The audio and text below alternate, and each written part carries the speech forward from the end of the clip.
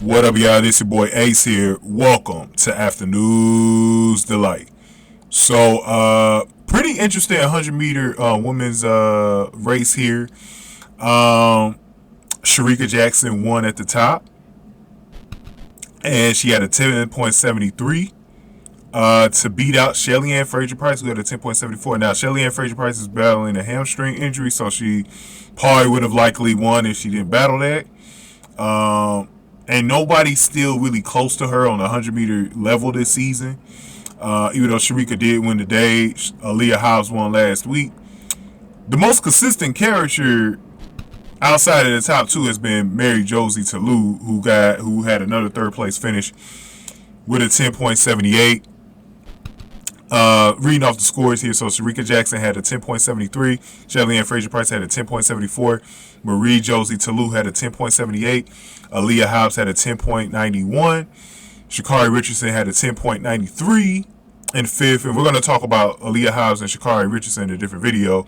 Tamara Clark had an 11.03, Saini had an 11.15, and Delphine Kanza had a 11.29 in front of the home folks. But what was interesting to me about this race was that Shericka was definitely like ahead of the pack.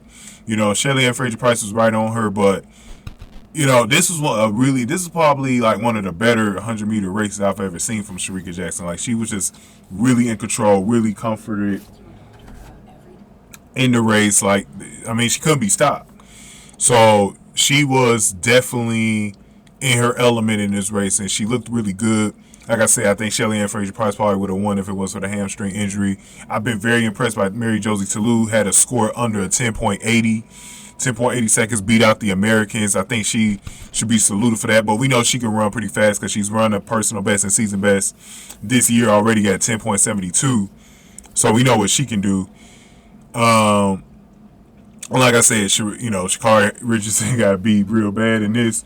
But Sha'Carri Richardson finishing under 11 flat was what I was looking for. But like I said, I want to say that for the next video. We'll talk about that there. But Shericka Jackson did real good here.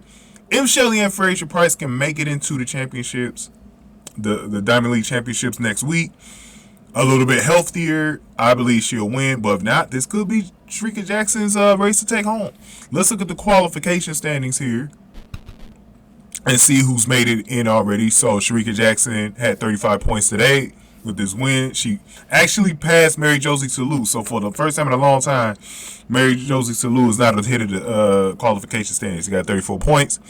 Shelly-Ann Fraser-Pryce right behind them with 23. Aleia Hobbs will be in this final with 18 points. Elaine Thompson-Herah, 16. We expect to see the Jamaican threesome. We'll see if they can dominate the podium next week.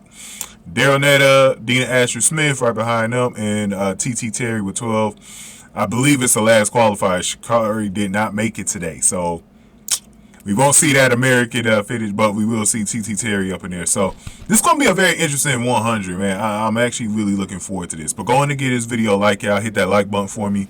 Share the video. Subscribe to the channel, especially if you're new in the zoo. Any comments y'all got, definitely put them below. And if you want to donate to the channel, hit that super thanks button below. I much appreciate it. So, yeah, so this was a very, like I said, very interesting race.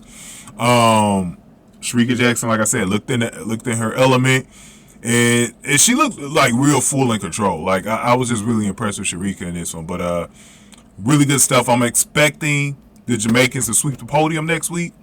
I think Elaine Thompson-Herah is going to come out with some fire and try to get this, but Marie-Josée Ta Lou could definitely be a threat on the podium.